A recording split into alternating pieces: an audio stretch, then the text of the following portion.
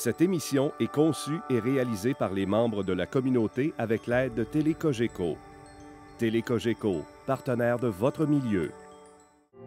Cette émission vous est présentée en partenariat avec la Société d'histoire du Lac-Saint-Jean, qui se préoccupe de rendre accessibles les éléments de notre patrimoine qui ont façonné l'histoire de la région et la vie quotidienne de ses habitants, ainsi qu'avec la participation financière de la résidence funéraire Lac-Saint-Jean, propriété exclusive des gens du milieu qui accompagne et soutient les familles endeuillées depuis plus de 3 décennies avec respect et compassion. Ici Mélissa Raté, bienvenue à nos bâtisseurs. Notre invité a étudié le droit à l'Université Laval et a gradué en 1957. Il a exercé le métier d'avocat pendant 31 ans. Il a aussi participé à la création du Cercle des affaires d'Alma. Aujourd'hui, Maître J. Vincent Fleury.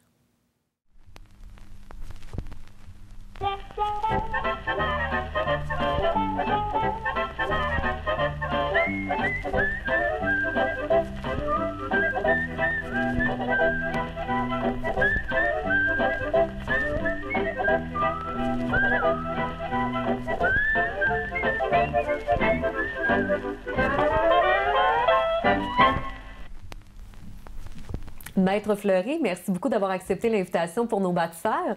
Bonjour.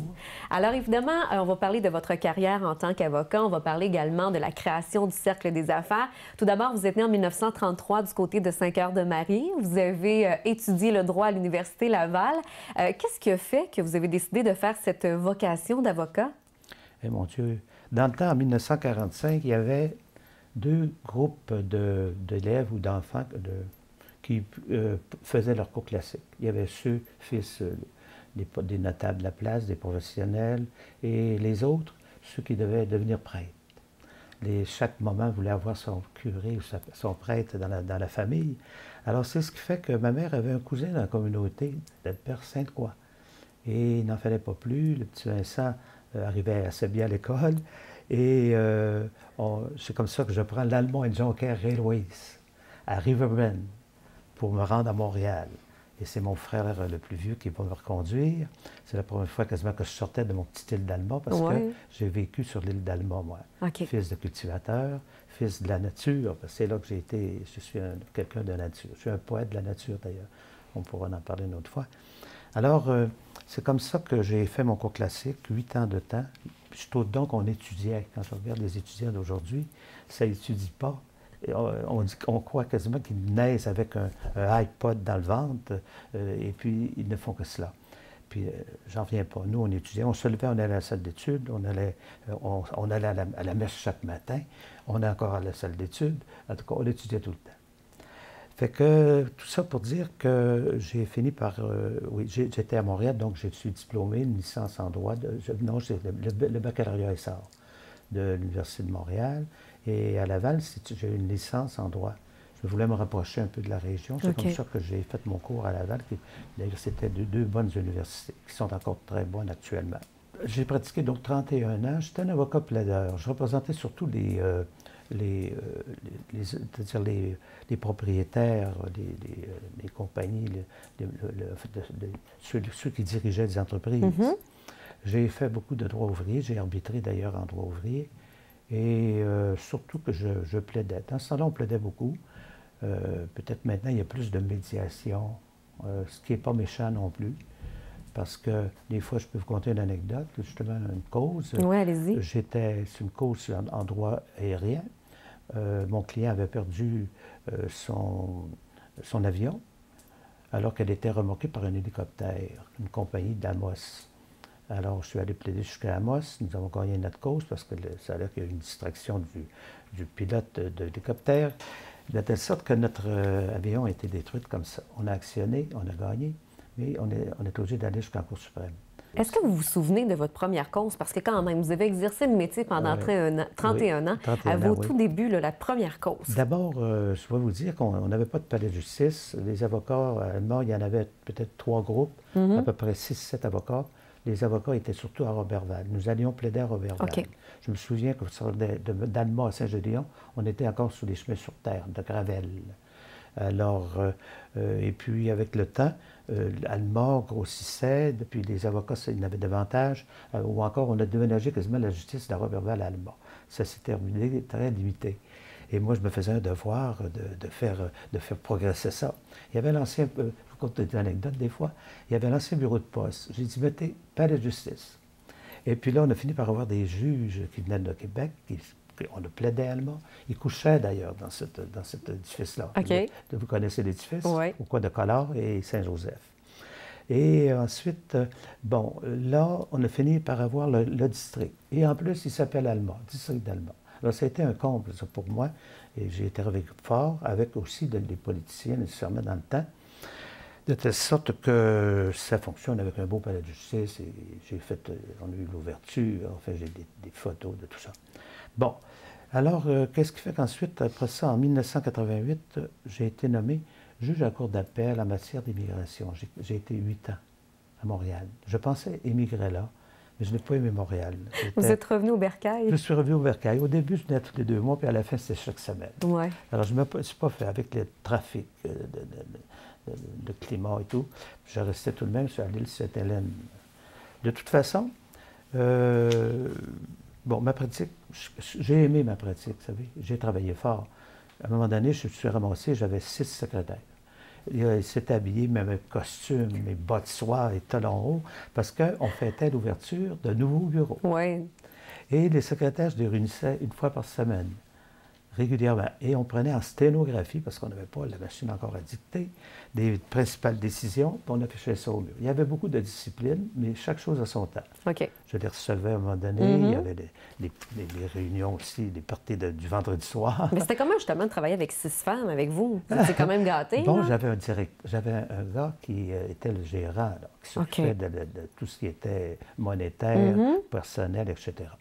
Parce que je n'avais pas excessivement de temps, mais je faisais le devoir de les rencontrer personnellement et de faire notre réunion. Alors ça, j'y tenais beaucoup, tout comme avec les avocats, aussi une fois par semaine. Aussi chaque matin, des fois, je prenais nos jeunes avocats. Alors j'étais quasiment une école du droit. Et les secrétaires, on voulait se les arracher parce qu'ils étaient vraiment drillés, puis ils complétaient le cours peut-être de secrétaire juridique. Hein? Alors, j'ai été partout dans la province, quasiment plaidé, la Côte-Nord, un peu partout. Québec, en appel, j'étais souvent à Québec parce que la Cour d'appel était là. J'allais souvent. Et à Montréal aussi, j'ai plaidé. En tout cas, j'étais un avocat plaideur. Vous étiez comment, justement, comme avocat? J'étais, disons, assez agressif, peut-être. D'accord. Vous savez, et je préparais bien mes causes, voilà. Je ne veux pas mal parler de J.V. Tremblay, qui était mon précurseur, enfin, qui était supposé être mon mentor. On plaidait au début dans la salle de conseil de la ville d'Allemand. OK. Et encore là, j'ai une anecdote, mais je ne sais pas si ce serait un peu trop long. J'ai plaidé contre J.V. Tremblay, c'était le faire. Il y avait un cultivateur qui s'était fait voler un veau. Et puis, par son voisin, finalement, c'était de fait, on a réussi à prouver ça. Et là, toute la municipalité de Saint-Cœur-de-Barry était là. Et gagnant, bien, ça donne du nom et ça progressait comme ça. De telle sorte, j'ai eu beaucoup de municipalités tout autour du lac. J'ai eu la chaîne coopérative du Saguenay. J'ai vécu une grève avec eux. OK. Il y en avait, je vous dis ça en passant, je suis en train de mettre de l'ordre dans toutes mes archives. J'ai trouvé un jugement contre la CSN et M. Ouellet. C'est public quand on ça, que j'avais actionné parce que je trouvais qu'il avait prononcé des paroles libelleuses et diffamatoires à mon égard lors de la grève de la CCS. J'avais aussi l'ACL, l'Association coopérative laitière. J'avais donc des mouvements, des gens, des choses intéressantes, des compagnies d'assurance, etc. Alors, je m'occupais surtout de ça. Jamais, j'ai touché au cadre criminel au début pour me faire connaître. À un moment donné, c'était des dubos, c'est encore public, ces choses-là. Ils voulaient me payer avec des billes de 1000 qui étaient volées. Et j'ai dit non. Parce que ma mère, quand je lui ai dit que j'étais avocat et non pas le fait recurer, et non prêtre comme elle aurait voulu. Elle a dit, je te demande juste une chose, sois honnête. Okay. J'ai dit oui, mais. Et je crois que j'ai exercé une très grande honnêteté, ce qui appartenait à mon client quand on faisait des calculs. 0.15, 0.6, ça passait d'un bord ou l'autre. C'était à mon client ou c'était à moi. Oui. J'ai aimé sa profession, aimé ce que l'on fait. Travailler fort, égal succès. La recette est aussi simple que cela. Rapidement, peut-être, avant de passer au cercle des affaires, qu'est-ce que ça prend pour être un bon avocat? Vous avez parlé d'honnêteté, vous avez parlé d'être passionné aussi. Les qualités que ça prend? Il faut avoir beaucoup de qualités, je pense. Il faut avoir de la patience, il faut être capable de se contrôler. C'est beaucoup de qualités, je pense. Mais c'est pour ça que vous avez bien réussi aussi. Hein? Je suis un homme aussi très minutieux. Oui. Vous savez, des fois, on gagne une cause par un petit détail. Mais c'est ce qui fait la différence. C'est ce qui fait la différence. Alors, il faut être tenace, il faut être patient, il faut savoir écouter, il faut avoir de la discipline, il faut être poli aussi. Actuellement, les jeunes, ça gueule, contre le juge, des fois, il y en a qui sont fait rembouer, on voit des jeunes, c'est des scandales. Puis il y en a qui ont fait de la prison. Ça n'existait pas, moi, dans mon temps, jusque de la prison. L'honnêteté. On va se dépêcher un petit peu, Maître Fleury, parce que je veux absolument parler du Cercle des affaires. Oui, il faut. 1960. La création du Cercle des affaires, vous êtes à l'origine. Le 14 avril 1969. Je vais vous faire un cours historique. Pourquoi ça s'est fondé. Les objectifs, finalement. Oui, très bien. Puis les objectifs, d'accord? Alors, à Alma, à ce moment-là, en 69, les marchands, ça se chicanait tous. Il y avait des petites associations ici et là. Il y avait aussi les galeries du Lac-Saint-Jean. Alors, tout ça, la Ville voulant s'en occuper, par son conseil économique, a mandaté M. Louis-Guétin-Fortin, un ancien journaliste qui provenait de Roberval, qui était directeur général du CA, de trouver quelqu'un pour réunir toutes ces associations-là, puis fonder une association nouvelle. C'est comme ça que j'ai été appelé à fonder cette association. Là, j'ai décidé de réunir les marchands chaque mardi. C'était régulièrement, chaque mardi, en déjeuner à faire. OK. Et là, on se parlait. Et moi, je leur donnais des motifs aussi, et comme ça. Et il y avait des personnes qui venaient de partout de la province pour voir comment est-ce qu'on procédait, puis comment est-ce qu'on maniait nos gens d'affaires. Parce que vous étiez comme un peu un modèle. Oui, je pense. On a servi de modèle à plusieurs. Ensuite, ça m'arrive peut-être à parler pour cela, pour qu'on puisse se réunir, se voir ou se parler. J'ai fondé l'Axe, que je détiens ici. J'ai toutes les copies de l'Axe depuis sa fondation. Ça, c'était un petit feuillet, un petit journal qui passait à tous les mois. C'était un petit journal, voyez-vous, de 4 pages. Oui. Alors, qui était à tous les mois. Et là, je peux, pour vous donner quel était le mandat, le but général, c'était en fait d'être le moteur, l'animateur et le coordonnateur de toutes les activités commerciales et économiques de la cité d'Alma et de sa périphérie. Ces buts objectifs furent réitérés à plusieurs reprises de façon à ce que maintenant, chaque membre ait dorénavant un but de ses principes.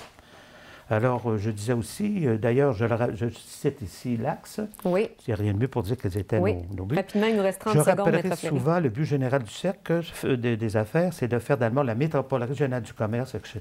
Oh. Et là, ensuite, de bloquer tout ce qui venait du nord du lac Saint-Jean. OK. Je dis, soyez bons, connaissez votre marchandise, ils vont arrêter, ils ne continueront pas jusqu'à Chicoutimi.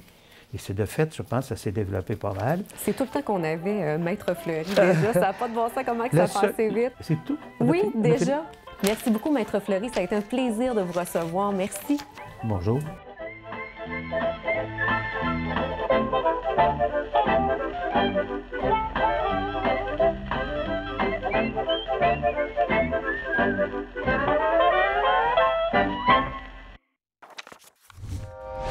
Télécogeco, un service exclusif aux clients de Cogeco. Télécogeco remercie la Société d'histoire du Lac-Saint-Jean qui a assuré la recherche de la série Nos bâtisseurs. De même que la résidence funéraire Lac-Saint-Jean pour sa contribution financière.